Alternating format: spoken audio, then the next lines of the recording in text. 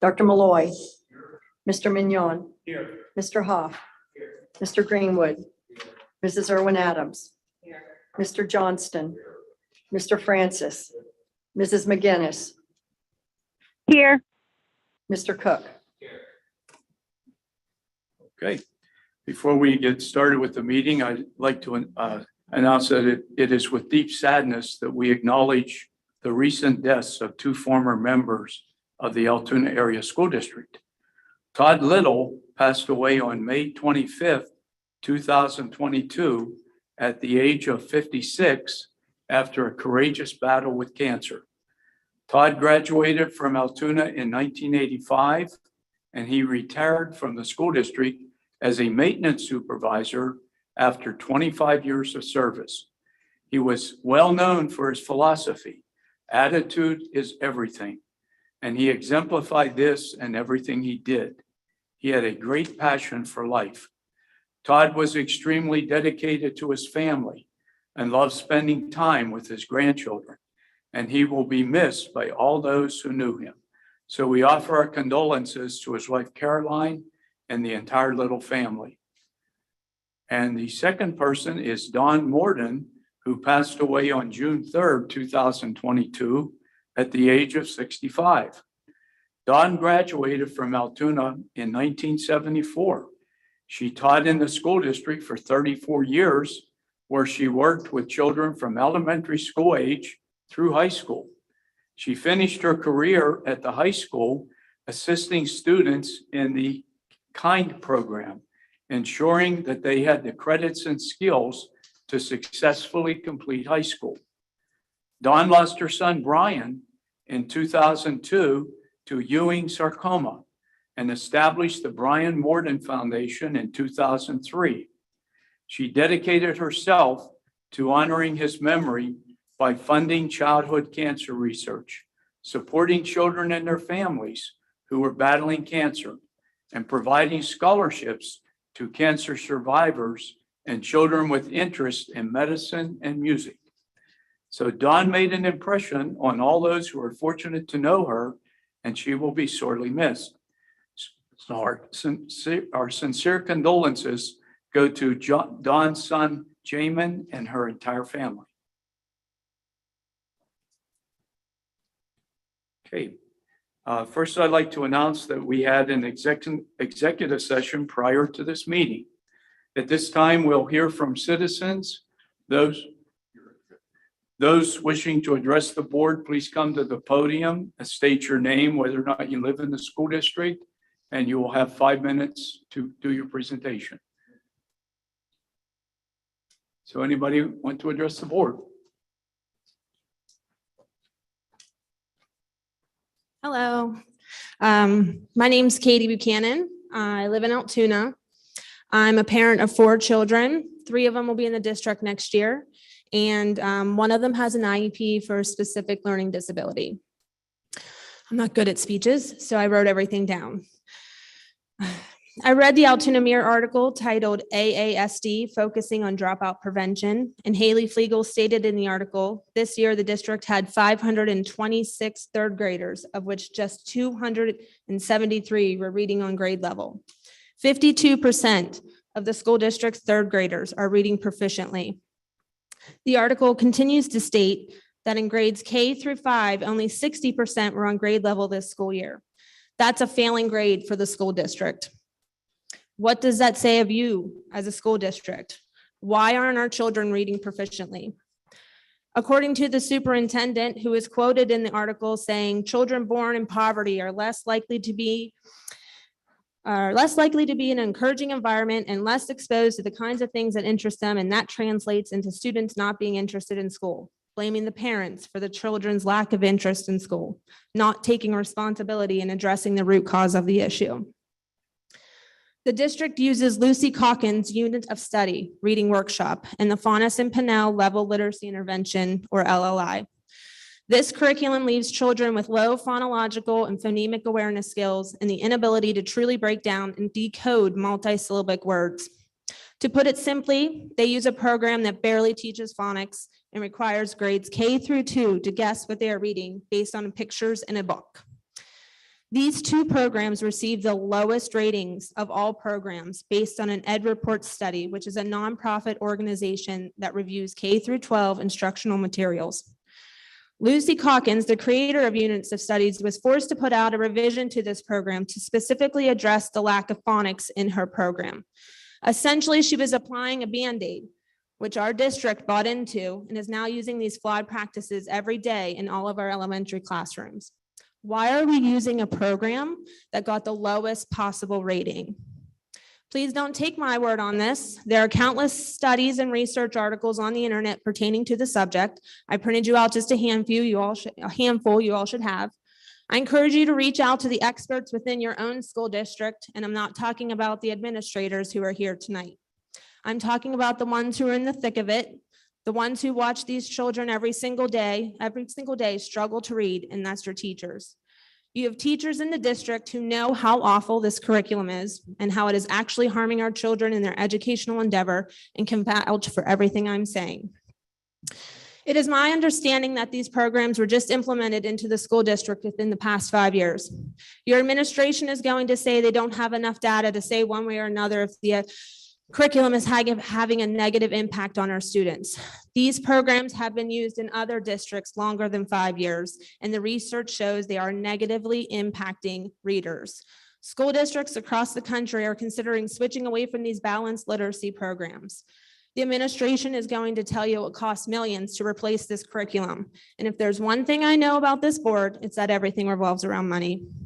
To you, my children are just a number with a price tag over their head.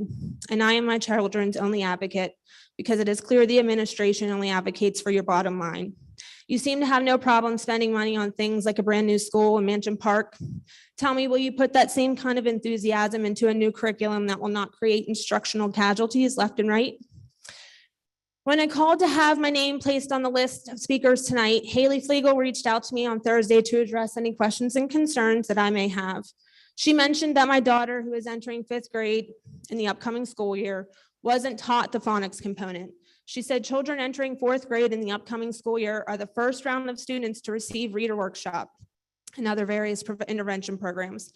I asked her if she stands by this program, and she said yes. That means she is standing by a curriculum that produced only 52% proficient readers.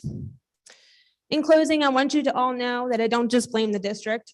I blame myself first and foremost in my role in the way my daughter's education is shaping out to be. I blame myself for blindly trusting the highly educated administrators of this school district to do what's not only best for my children, but all children in the district. And if you don't heed anything from my speech now, maybe you will 10 years from now when your dropout rate hasn't changed and your 3rd graders still can't read. Maybe then you will remember everything I have said tonight. Invest in your students and invest in your teachers. Thank you. Okay, thank you. Okay, anybody else wish to address the board?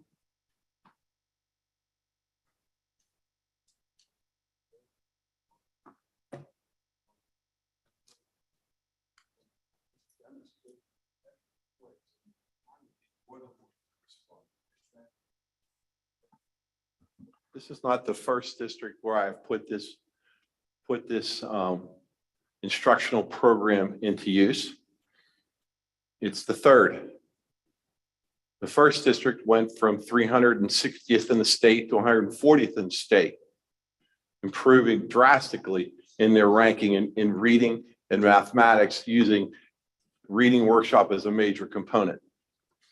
There are many different opinions about all reading methods.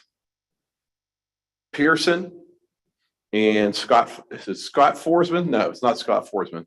It's Storytown. Probably the most popular reading basal system out there.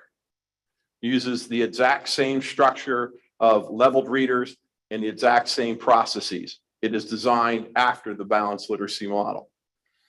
There is an issue when you go solely with Lucy Calkins where you need to layer in phonics. And you also need to develop improved improve comprehension skills.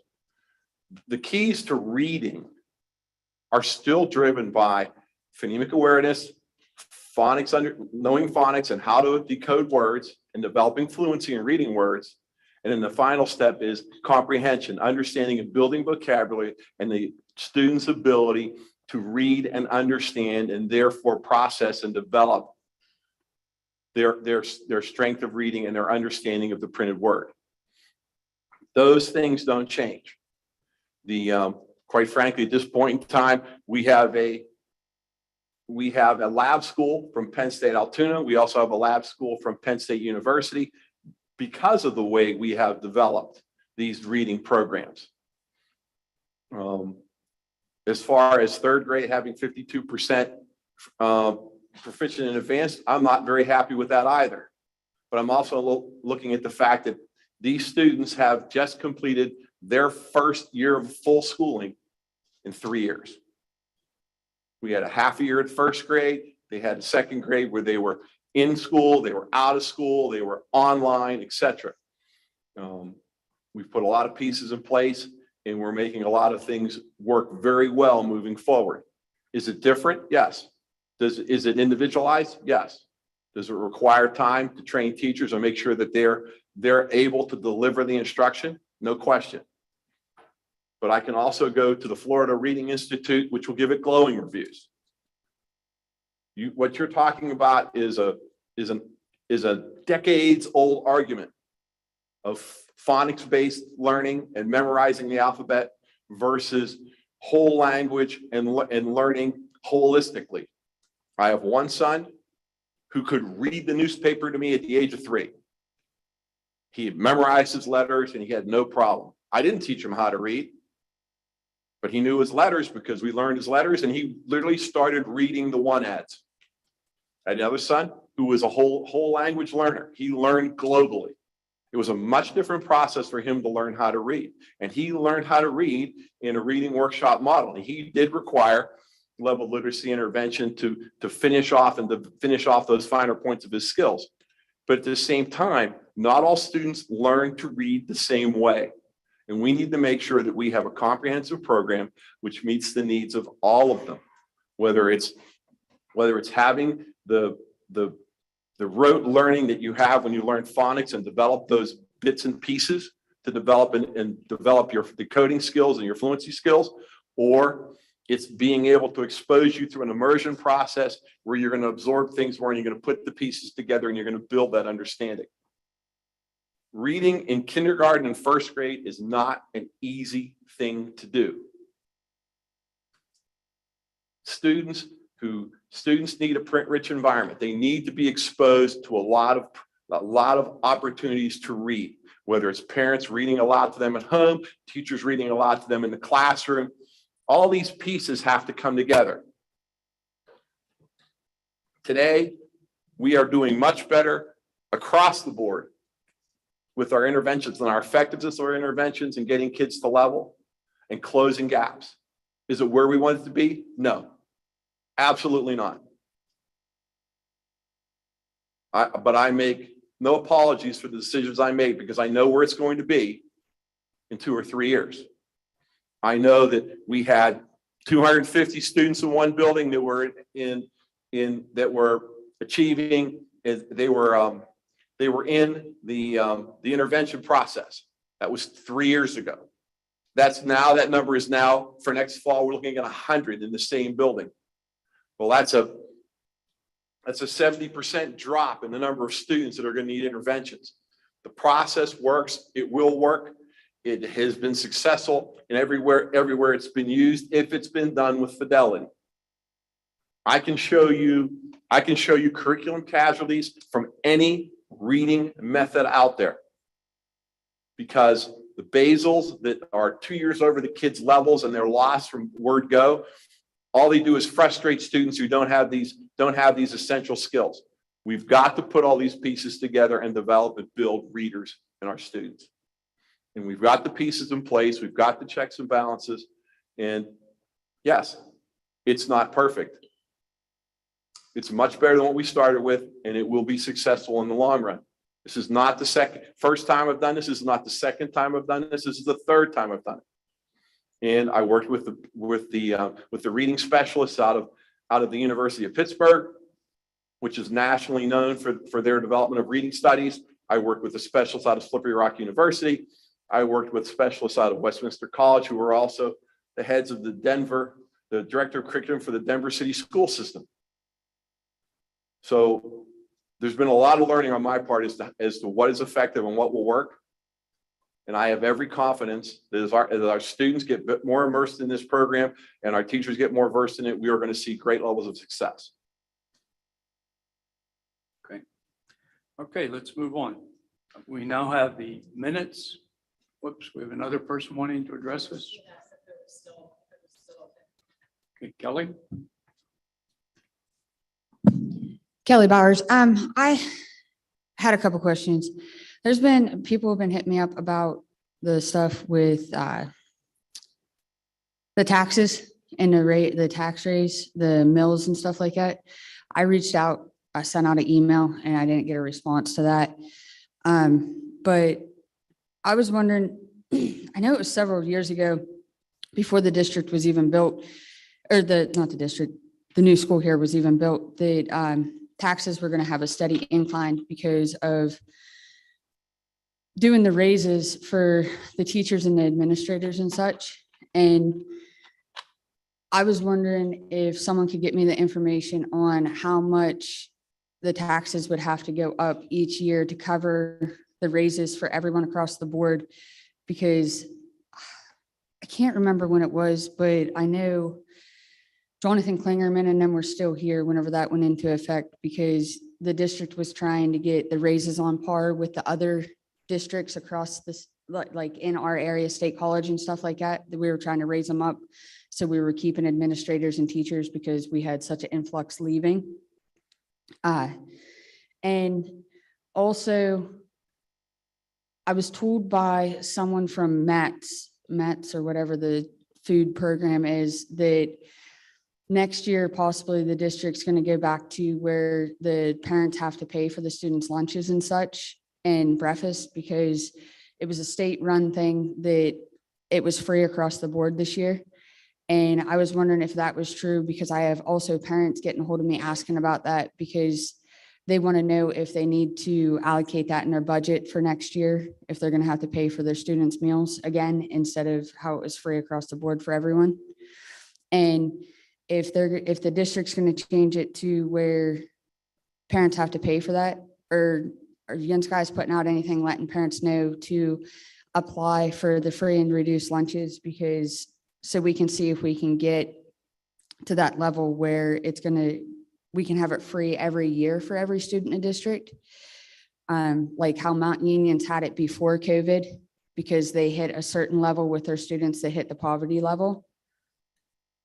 And I'm sorry if that doesn't all make sense, because I wasn't really prepared tonight, and I really don't know when the stuff was for the ends were changing, where the mills were going to go up, and they had to go up for so many years to hit the budget for the raises and such. Okay, thank you, Kelly. Rather than respond, because it would take quite a bit of time to respond to that, I sent out that email on the. perhaps you could meet with one of the administrators and get an explanation of why we had an increase in budget. It was much more than teacher and salary increases. Can we just address one thing though? Who did you send the email to, Kelly?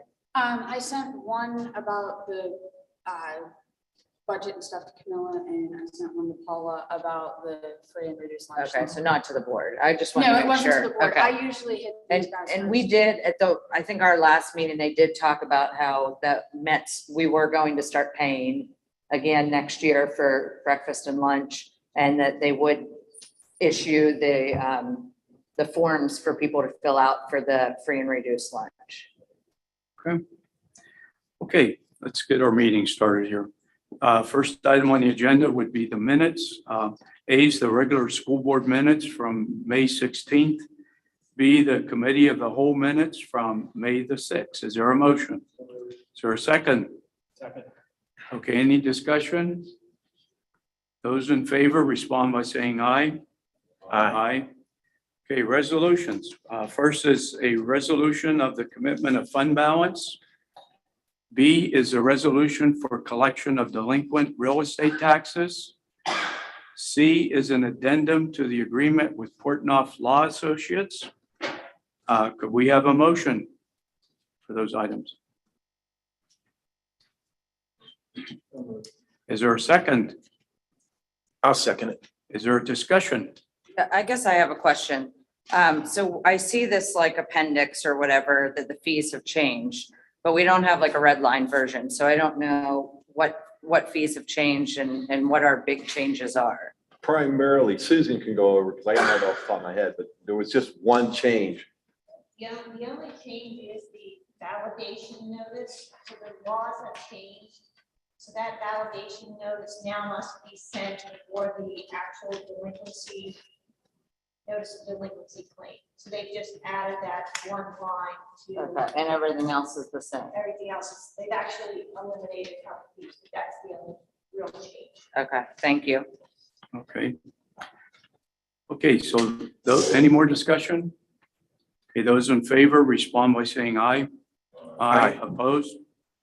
Okay, number 5, the final general fund budget and tax resolution. A and B.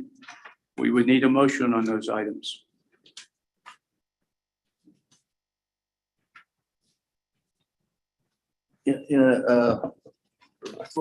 Can we, I don't know if you have to have a motion to discuss it, but is the tax increase 4.9?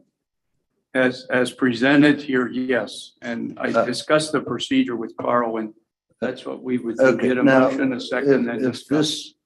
if we approve this motion, that would mean you're looking at 4.9 for, But to just get to the discussion, I'm saying. if You have need to a approve. motion. Am I wrong, Carl? or because, if we make a motion now, you're gonna have to rescind the motion and redo it.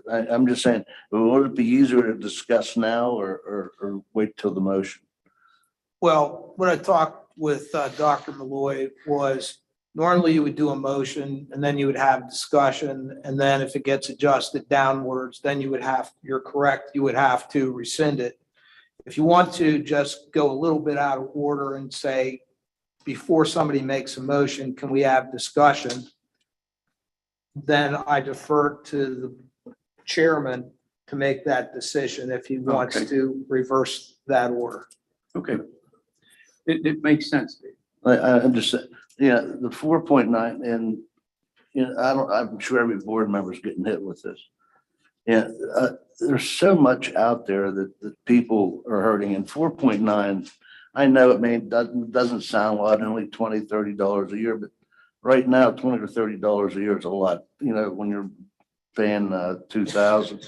But the thing is, we need a tax increase here. There's no question. We have a debt service we have to pay because of this building, tennis courts, everything that we had approved by prior boards. It haunts us, and we know that we have to have an increase. Our costs go up. We got an email of how much paper went up. So we have increases too, but I cannot go with the whole 4.9. I can go with the 3.5, 3.6, 3.8, anything but that the max. So people, like I said, people need help, and our district needs help. But I just want to, real quick, what's our percentage of our budget is personnel? And personnel and You're talking about salaries and benefits? the salaries and benefits, what, It's approximately 72%? 70% of the budget. 70%. Yeah. So for us to make any cuts, we have 30% to work with. And the administration made 1.2 million already for We made this about year. $4 million in cuts. So 2 here we- years ago. so what about this year? You made $1 million. We did $1 million this year also. Right. So they made cuts.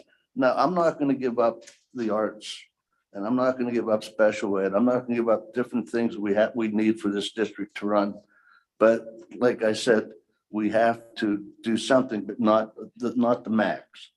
And, we talk about fiscal cliff. Could you just tell us what the fiscal cliff is? So currently, we are supplanting the deficit with the federal money. And in 24, 25, the federal money ends and we have no more money to use to supplant. So we're carrying our fund balance with this additional federal money for the next 2 years. And then we hit the fiscal cliff. And every district in the state is facing this same cliff. Okay, so for us to maintain a solid financial footing, we would have to raise taxes every year, 7 point, whatever, 7 point percent, whatever it is that we have to raise to keep up with the cost of living. So, like I said, we have a debt service from this building that, I voted against. It was just too large for our population. We just approved a teacher's contract, which was well deserved, but we put a $1,000 retention bonus on, which to me was, I don't think we had to do that. We're doing stuff at Mansion Park we have to do because the stadium is aging, the complex is aging. We have to do something. So, there's a reason for us to raise taxes somewhat, but not to the max. Hey, Camilla, can I just, because there's a lot of people probably watching, and the media is watching, obviously. When we talk about the money we have, it's COVID money, right? This is a once in a lifetime money that people should understand. It's federal money. It'll be done in 2 years, right? Correct. Just so that's clear, because I think that matters to everybody. And I would just say this, I'm new to the board. There's a lot to learn. And I would caution anybody who chooses to run. It's a complex organization. I looked ahead to see what it would look like if we become a financially distressed school district, and it's not a pretty picture. We don't want to get there. And we could end up there before this decade's out, for sure, with the amount of money we have left. If we get to that point, we will lose local control. We won't have a say in what's cut and what the tax rate is. So I would ask anybody, look to see what happened at Penn Hills, the Erie school districts. These things have happened already, and you can see what happened. Read some of the media, see some of the plans that you would have a bureaucrat assigned by Harrisburg come in here with no connections to anybody and make decisions on behalf of our community. I didn't sign up for that. And for that reason, I would agree with Dave. We're going to have to increase taxes. I don't want to go to the maximum. Also, because in a nod to the public and what they're going through and they're subject to in other ways, I don't want to go there. But it's important for everybody to know also that this district has done a tremendous job through the years of not raising taxes, as everybody, well, not everybody knows, but we have the lowest millage in the state of Pennsylvania amongst 500 school districts. We would have to raise our taxes by 52% to match the other school district, another school district in this county that has the highest millage. I'm not going to name school districts, you could see that. To get to the next lowest millage, we'd have to raise our taxes by 10% this year. So this board has been fiscally responsible through the years as it has the administration, but we got to make a dent in this. Local taxes won't do it, for sure. It's not enough. I mean, this needs to happen at a state level. All these unfunded mandates, the basic education funding formula, which I've been researching. The other thing that factors into my decision, just so the public knows, is when you look at the, and I don't want to get the term wrong, but when you look at the local taxing effort factor, which is something the state would come in and look at, how did you as a school board address the issues you were faced? Did you raise taxes? If you didn't raise taxes, guess what? We're going to come in and we're going to raise them to the levels we need to. So for all those reasons, I'm in favor of raising taxes, as unpopular as it is. I had a dad on a Social Security income in a home, and I know that impacts everybody. And it may seem like a little amount, but it's a lot to some people. So I don't take these things lightly. but by the same token, we need to do them to preserve our ability locally to make our own decisions. So, if I have the opportunity, I would make a motion to do it to 3.6%, which is about 75% of the max. And I think that ends up being, gets us to 6.433 mils from 6.433 mils. So we could talk. I know other people want to say things. I would also say that there's no doubt that we as a board have to start convening regularly and addressing the expenses, taking a rational look at it, not an emotional look, but a rational look at things, look at metrics, compare us to other school districts in terms of our ratio of non-instructional staff to students and things like that. We can't do that all right now. We can do it as we move on, but tonight we have a decision to make, and I'm with Dave. The thing, I was part of the board and Frank was assistant superintendent, that we didn't raise taxes for like 15 years. 21 or 20. And the reason is that our fund balance was so high that, I couldn't look at people to raise taxes when that fund balance was so high. So it wasn't a shirk of responsibility. It's just that the fund balance was high and you really didn't need to raise taxes because we were. And the difference too, Dave, was that the state was participating more. Yes. The thing that people, perhaps the board, I hope you realize this, that 30% of our revenues come from local sources, 70% from the state. And so the state is the major supplier of our money. And the state over the last number of years has not done their part. One of the big issues is the retirement. Do you realize right now, 35% of our payroll, your payroll times 35%, that's what the school district pays into retirement. Other big drivers or unfunded mandates would be special education. Special education is a mandate through the federal government, but it's much, much underfunded.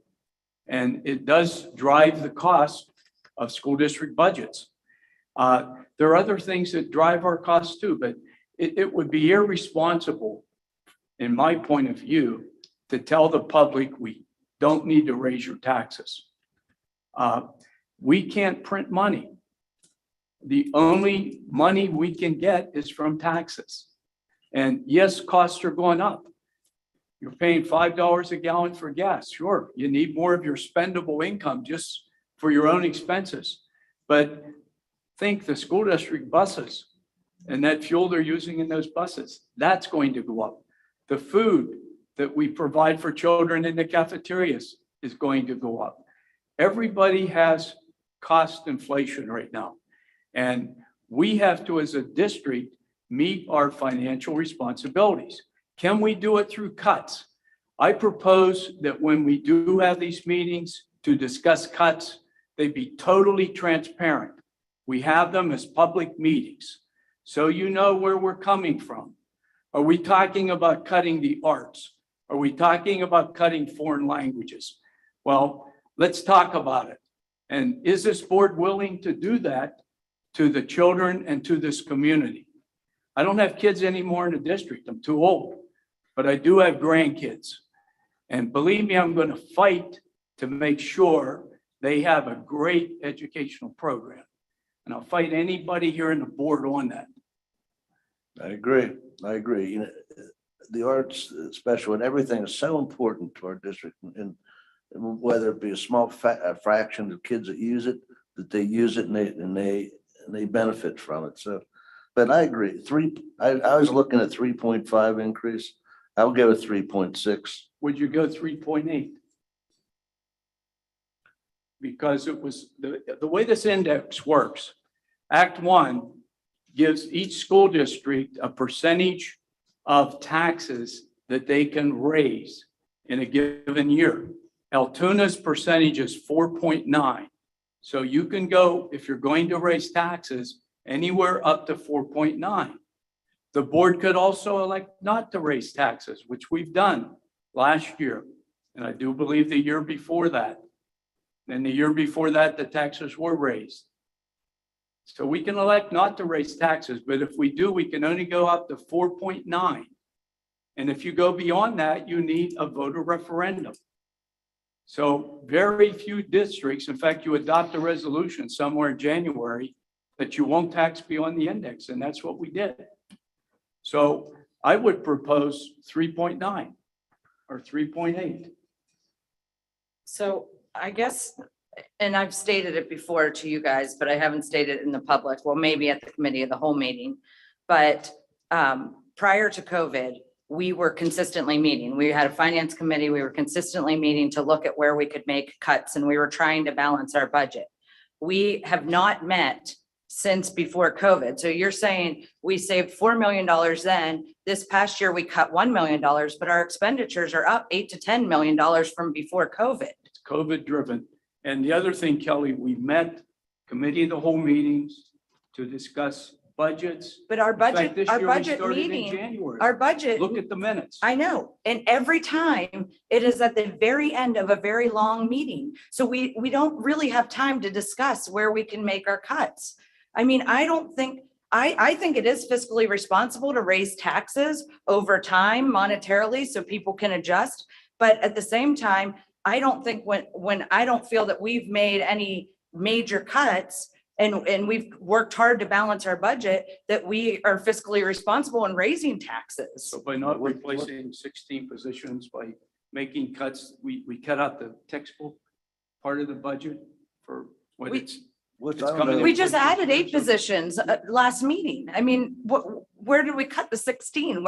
We added 8 there. We're adding a principal at Stevens. So we may be cutting some positions, but we're adding other positions. And we added that position with the idea we would bring children back from high cost programs and educate them here in Altoona, not in some program. I located understand outside town. the need, but I also said about cutting the stipends, and we weren't willing to cut the stipends that those people were getting for the ACA program.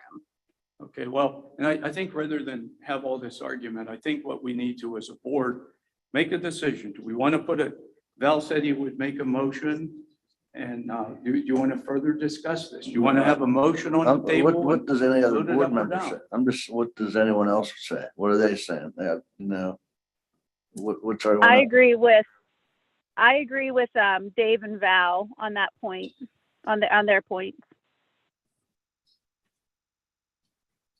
I also agree. 3.5. Some of us didn't want to school. We didn't want to pay the architect $6 million. We're stuck with it. I talked to people at sporting events, grocery store, like, hey, how do you feel about raising taxes? Once again, nobody wants their taxes raised, but under the circumstances of school, we know it's coming. But I'm at 3.5. Yeah, I agree because I do feel that I come from a unique perspective. As a former educator, I know the value as a mother of young children. I'm not willing to see, my children's education compromised.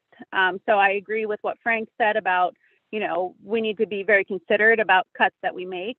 I don't want to see my children's education compromised, but I also see the perspective of, of small business in our area and a lot of the hits that they are taking. If you look at who's making the donations for teams and sports and arts and basket bingos, and it's our small businesses in the community that are doing that. So, I don't want to see it go to the 4.9 because I just feel that, that's going to stretch people to a point that they're not able to do those extra things that they were able to do as far as contributing to our community. But I do feel that it would be the responsible thing to look at some sort of raise, just not to the index. Okay, any other board member opinions?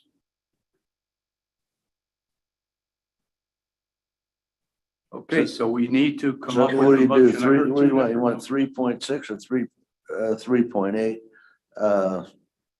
I don't know what the difference is dollar wise for a taxpayer,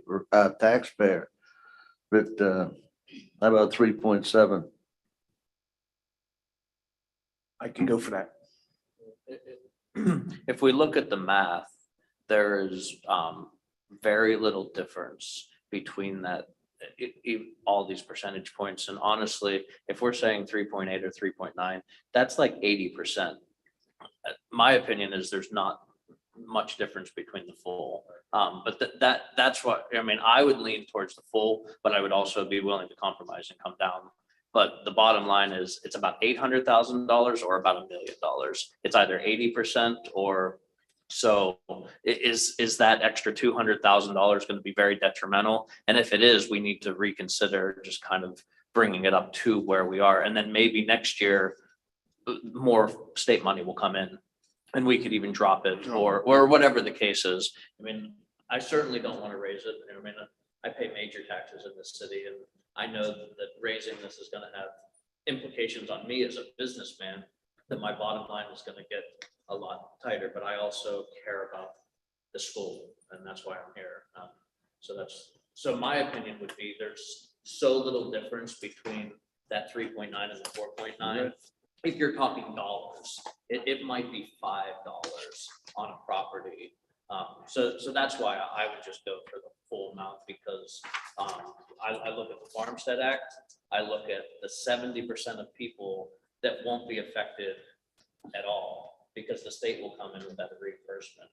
So we're talking about the population in that last 30% that have properties over 100,000 that are not eligible for this farmstead.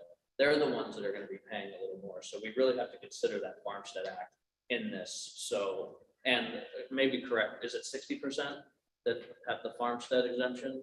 Or Yeah, that's Sue's saying so, yes. So 60% of people in this city will not be affected at all. And they're the people that are most likely in the most need. So it's really that 40% that might actually have those more expensive properties. And to me, the difference of $5 extra a year isn't going to make much difference. But $5 extra a year multiplied by every building is $200,000.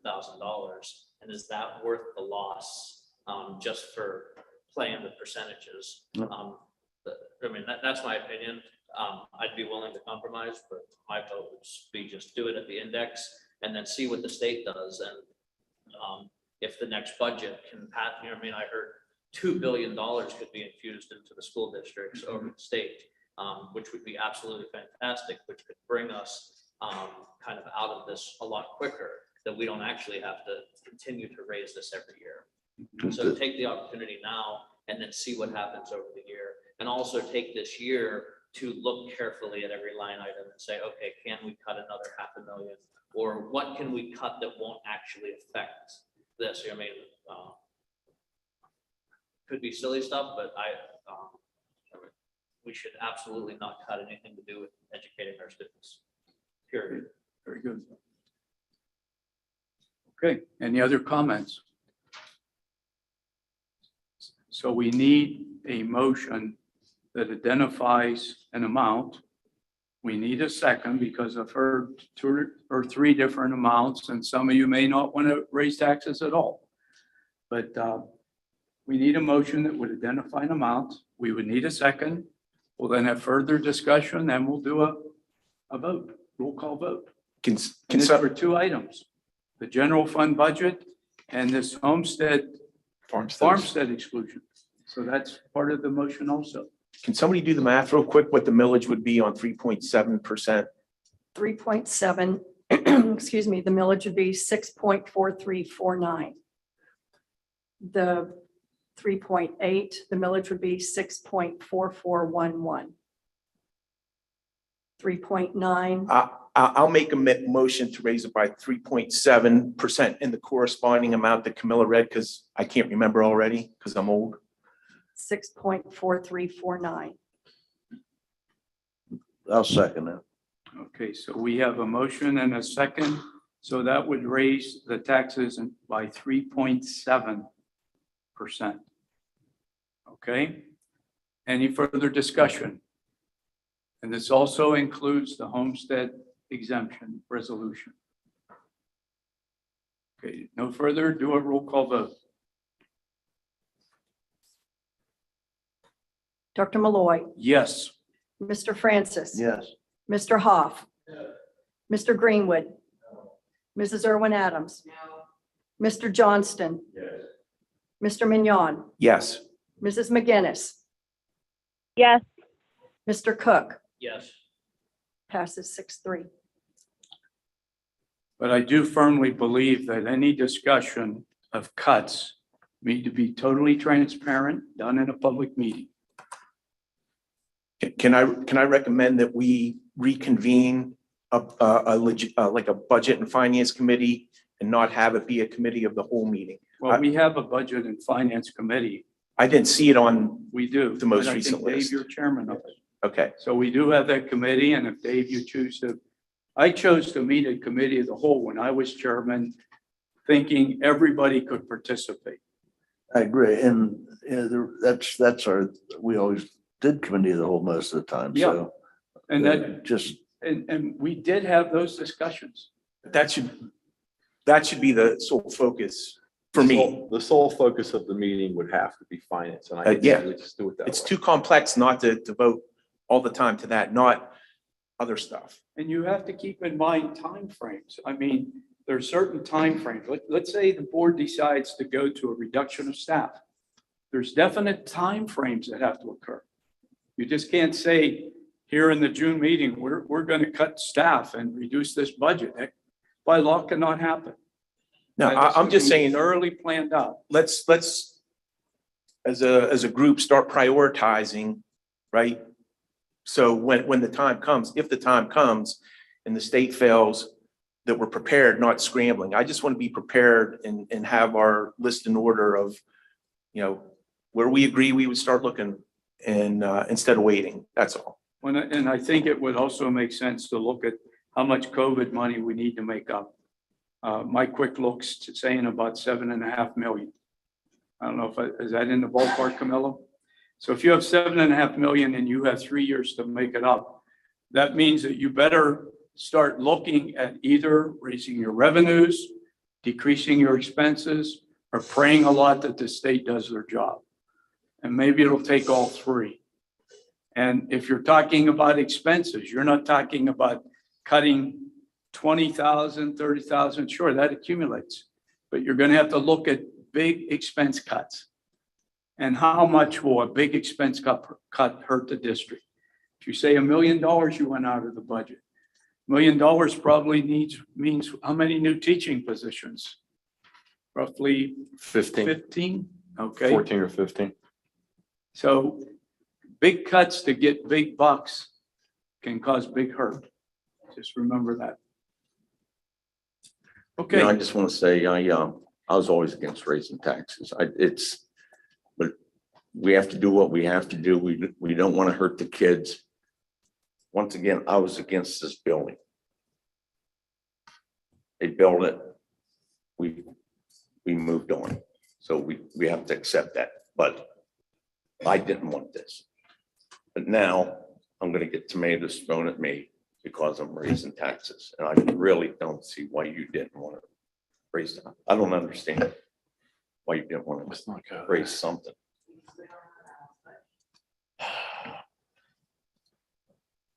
Well, listen, it's done. The vote yeah, is the over. vote So the let's vote is move on. done. We'll be discussing this at our committee, of the whole meetings, Dave, and come up with a plan. Okay, let's move on. Item number 6, finance.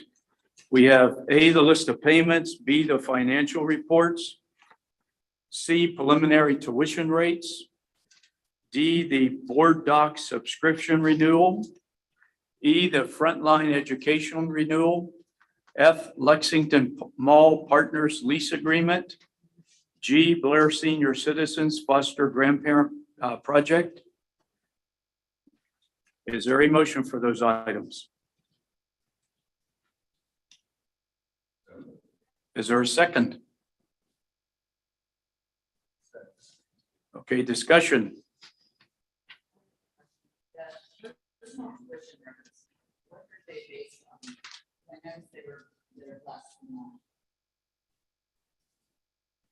state provides us at the end of, in May, the tuition rates for the prior year.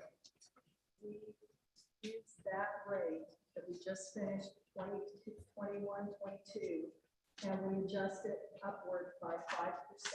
So the state actually, the tuition rates this year went down. For next year, the people who are paying tuition, we added 5%. So because we won't know what the final number is until next May, and for the teachers who bring their children and from other districts and want to have their children here, we are taking it out as a payroll deduction over the course of the year, and we toy with a couple of different percentages, and 5% keeps it from being too disruptive at the end, where a teacher may owe more, a little more or a little less. In this case, since the rates went down, the people who pay tuition actually are going to get a refund this year. So it's based on enrollment and costs that the state provide us every May. Okay, so we have to base it on those, right? I mean, I guess, because we talked about a student a couple months ago costing, I don't know, $13,000 or something. And so we're not covering our expenses, I guess, in this case. My understanding is we can only charge what the state so. Yeah, it's a state set rate. Is there any other discussion? Okay, those in favor respond by saying aye. Aye. Opposed? So moved. 8, education. A, we have hearing officer for the next school year. Did I? Okay, I'm sorry. One whole item, number 7. Okay, it's the first reading of a policy. Is there a motion on this? Is there a second? Discussion? Those in favor respond by saying aye. Aye. Opposed? 8 is hearing officer for this next school year. This coming school year. B, the Altoona Area Junior High School Addition Targeted Support and Improvement Plan. C, secondary field trips. D, volunteer approval. E, Lex playground equipment and installation gift from Child Advocates, I believe. Yes. F is the 22-23 Blair County LICC interagency agreement for early intervention.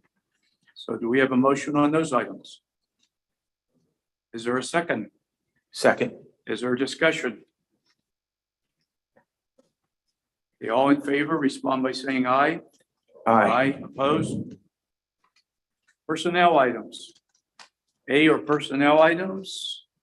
And that is it. We have a motion on the personnel items. Ron, is there a second? Second. Discussion? My only question would be, the stipends that are listed at the end, page 14, and 28 or whatever. I was trying to compare them to last year's, but I couldn't find it, I guess, for the same meeting. So I guess I just want to know, is it consistent? Are they the same as last year? Or did we add, I know we had added a couple elementary stipends, but is there anything else that was added that is included here that we aren't aware of? There are no new stipends that are not in the contract. There would be elementary stipends for the 500, those small stipends. The stipends, the numbers here reflect the negotiated increase with the teacher's contract. Because the stipends are part of that. The state, I just wanted to know if there were any stipends created. No, We're not aware. no, any new stipends would come from board approval first. There is one that was approved at the last board meeting. That's the stage and theatrical director. That was approved at the last board meeting, so that is on there. And there are a number of TBAs based on retirements that are not yet approved. Okay, any further discussion? Okay, those in favor respond by saying aye. Aye. Opposed? 10, business operations. We have A, Act 50 hearing officer. B, the authorization of payments. C, capital projects list of payments. D, repository bids. E, the Amtrak contract. F, the emergency connectivity fund. G, approval of rates for real estate and per capita tax collectors commissions. H, corrective action plans. Is there a motion on those items? Is there a second?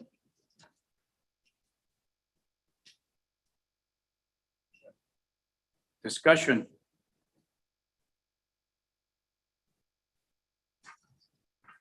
Okay, those in favor respond by saying aye. Aye. Aye, opposed? Facilities. A, we have request for proposal for windows. B, request for proposal for clerk of the works, construction manager. C, request for proposal for a freezer. Do we have a motion on those items? Is there a second? Is there a discussion? Yes, so we had a facilities meeting Thursday and this is COVID money. All right. I just want to let the public know that. Okay. So I know that the facility meeting was just on Thursday and this is quick turnaround time. But when we're getting the meeting minutes like next month for Thursday's meeting, it's hard for us to see what was discussed at the meeting. We weren't able to attend. Is there any way to expedite the meeting minutes? It was, to be honest with you, these were actually added to the agenda after the meeting. So it's just a tight turnaround. I mean, Doug, can we realistically get something out on Friday? I mean, not next Friday, but in the future, can we? Like a week prior, so that there's a little more time, so that if we aren't able to attend the meeting, we can be aware of what was discussed. We can look at adjusting the meeting date. I mean, that's not an issue. So This is this time of year with a lot of these things got, because of the state regulations on how many days that the budget had to be posted and everything, we had to shift the meetings around and that caused a little bit of a jumble. But we can definitely put that into the change of the week around. We can look at it, talk to Ron, he's the chairman of the facilities committee, and come to a good time or a good, better date. It's really hard if you miss a meeting and then the meeting minutes are posted like a month later to make, decisions. So I guess in this case, are we hiring a new person for this clerk of works or construction manager, or what exactly is that role? We're putting an RFP out. I mean, I won't kid you, there's a strong chance that the firm that designed the project will be the clerk of the works or the construction manager. But at the same time, we are putting it out for requests for proposals. So is this in relation to the windows? Yes, it's directly tied to the window project that you're approving in A. Okay, any further discussion? Am I correct with that, Susan, or am I wrong? My understanding from the facilities meeting is that they were doing it, it was prompted by the windows that they could use it going forward or. Right. Okay, any other discussion? Those in favor respond by saying aye. Aye. Aye. Opposed? Okay, 12, student services.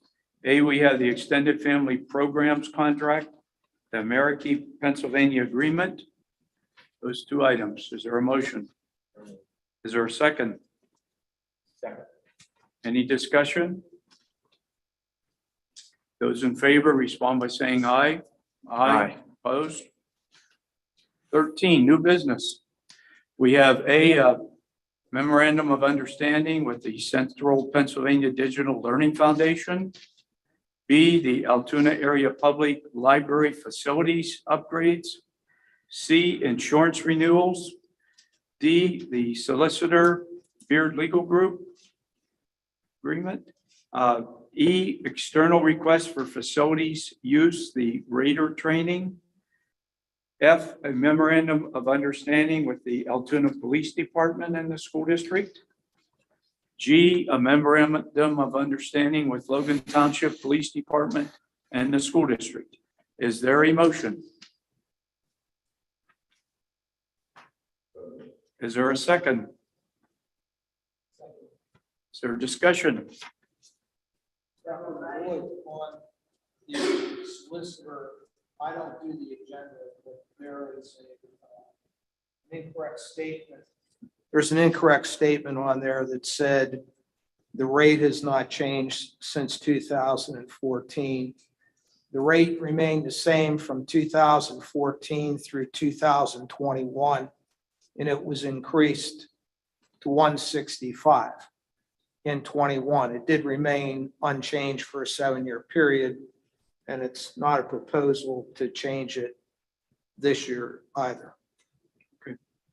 So with that, do we need to open it to discussion again? Or can we just proceed with the vote?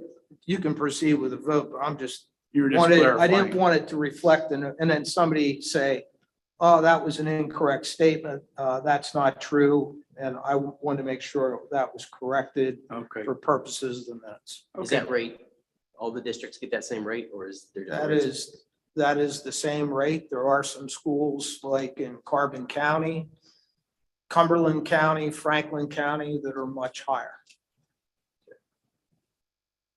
And if anybody cares, we try to maintain our rates in a fair fashion. Keep in mind that there's an ebb and flow depending like what's going on. Like 3 years ago, you had a rash of tax assessment appeals, so tax assessment costs were up in the $20,000 range. Last couple of years, you had cyclical bargaining. When we were doing the construction project, I believe you were involved when contractors were trying to make us pay a couple $100,000 more, and they didn't get a dime out of it. But we do represent a large number of schools. The rates are consistent. In fact, the rates here are less than what I pay for people with computer skills with a 2-year degree to fix our computers. So we go up against schools in other places. They're billing $275, $300 an hour for their solicitors. And we know that that rate would not be sustained in rural Pennsylvania. So we're mindful of the rates. And for what it's worth, 2 attorneys in the firm are named super lawyers, which is not an uncommon, which is an uncommon thing. And both those attorneys were named super lawyers in the area of labor employment and school law. And that was myself and attorney Ron Repack. Congratulations. Thank you. Okay, any further discussion? So I guess I did ask about the rates today, as Carl knows. And I did see that we have our expenditures have increased in the past couple of years, but in doing our due diligence, I wouldn't mind putting it out to bid to see if there are any other competitive prices.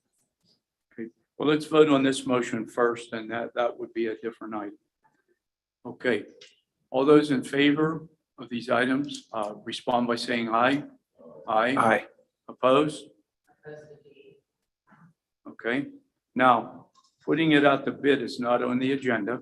You want this agenda? We would have to have an agreement to add this to the agenda, that item? You said you wanted to put it out for bid.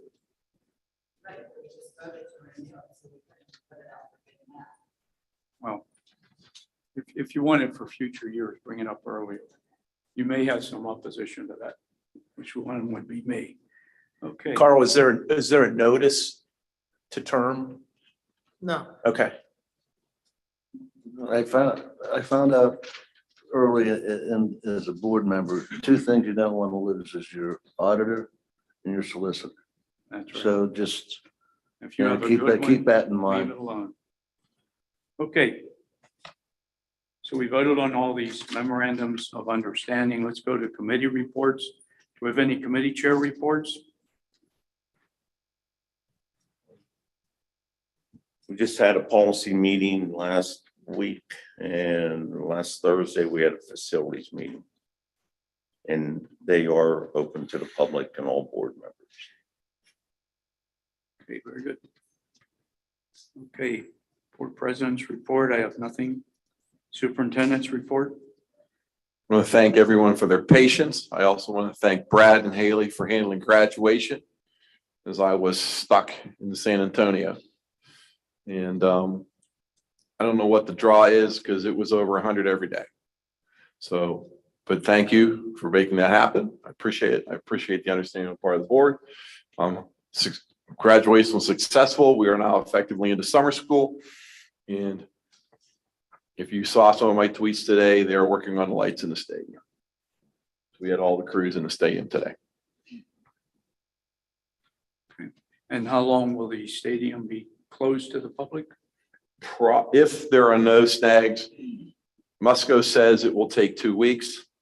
When Musco is done, we should be able to open it to students, if not to everyone. Once Musco is done. Okay, thank you. Okay, item 15 is for information only. We have new teacher induction program completion, and those individuals are listed. We have a number of our staff earning professional contracts. Those names are listed.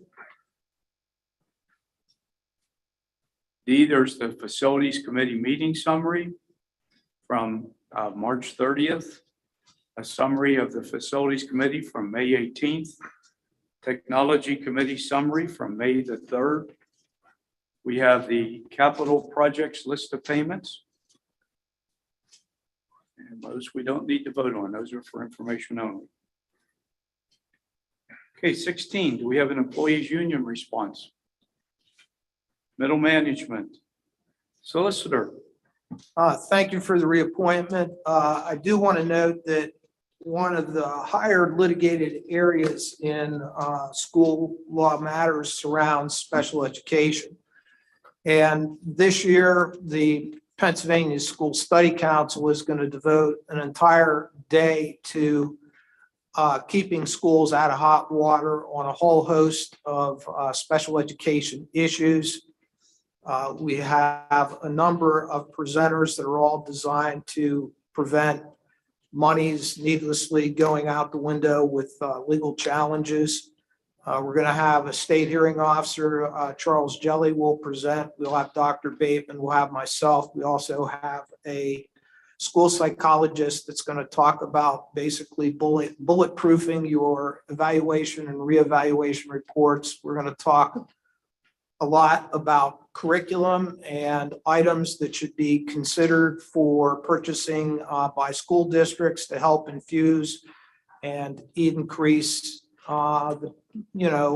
student advancement, especially for special needs students.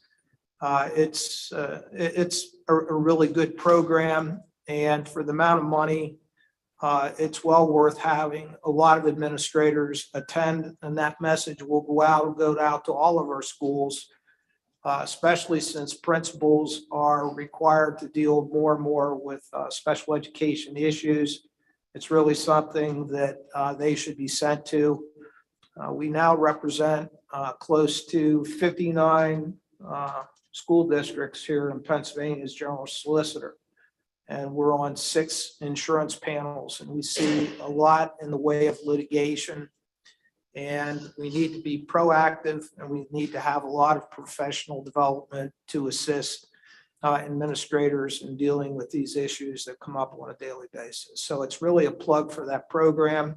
You'll probably see it advertised on the school study website, but it'll come out in our educational law report. We'll probably have one out here by the end of June, and it'll appear again twice in July, twice in August. And I would ask all the superintendents where we serve as solicitor to have as many administrators attend as possible. That's it.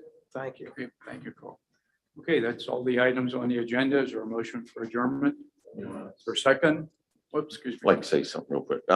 Carl, thank you for your professionalism. I've had questions in the past and you never hesitated, to get back to me. Thanks for saying, like what you do for the district, saving us money, defusing situations. So I just, once again, thank you very much. And graduation, I thought it was great. Doug, the place looked great. I got a lot of cleaned up, looked very good. Billy, thanks for your guys. They did a great job. It went real smooth. And I'd like to add with Carl, having spent many, many years working in this district, particularly in the area of special education, there's nobody you want at your side representing your district other than this guy right here. Saves districts, not a couple dollars, but thousands and thousands of dollars. Saw it here, saw it at Spring Cove. And I think if you talk to other people across the state, they'll reiterate that. So put in a little plug for Carl. Hundreds. Yes, I should add many zeros to that. Okay, we have a motion to adjourn. Is there a second? We need a second? Second. Okay, all those in favor? Aye. We're adjourned.